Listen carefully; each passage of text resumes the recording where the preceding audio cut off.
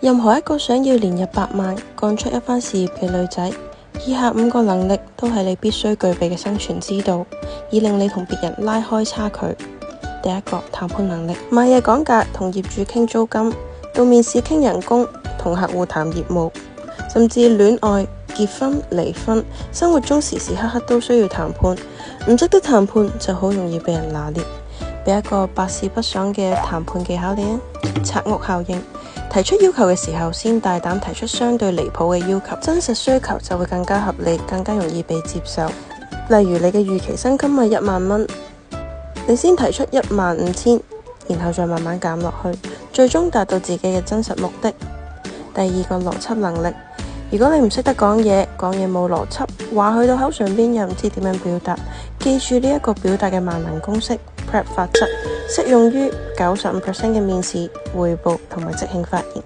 先講出觀點、分點同埋支撐觀點嘅理由，用具體嘅事例嚟證明觀點嘅可靠性同埋說服力，最後再重申觀點，加以強調。任何一段說話放喺呢個框架入面，即刻變得邏輯清晰，有說服力。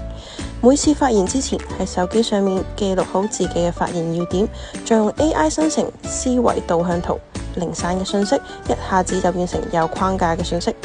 第三個，專注能力，如果你經常注意力唔集中，容易走神，試試國際性嘅專注訓練舒爾特方格法。喺5×5嘅方格上面亂序咁樣寫上數字1至25，再用最快嘅速度將1至25揾出嚟，用嘅時間越短，專注力越高。成年人8秒之內完成算係優秀。留言話俾我知你用咗幾耐啊？呢一個方法能夠提升視覺掃描速度同埋信息分辨能力。第四個，閱讀能力，嗰啲年入百萬、千萬嘅人啊，都有一個共同嘅能力，就係可以喺短時間之內獲取大量知識或者信息。最厲害嘅2個鐘都可以讀完一本書。你以為係天賦異稟？原來一目十行嘅能力係可以訓練出嚟㗎。想要提升閱讀速度同埋理解程度，就要讓視線範圍容納更加多嘅信息。訓練自己先從一眼睇5個字到一眼睇10個字，一目一行直到一目兩行。